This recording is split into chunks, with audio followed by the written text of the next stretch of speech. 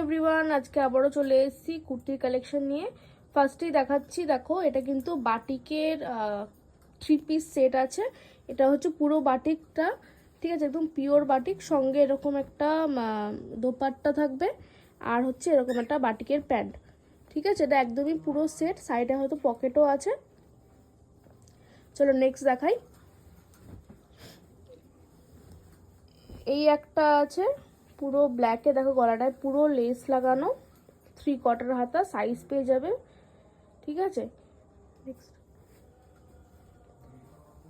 Next একটা দেখো, এটাও কিন্তু এটা হলুদ কালারের উপর আছে, এরকম ফ্লোরাল ডিজাইন।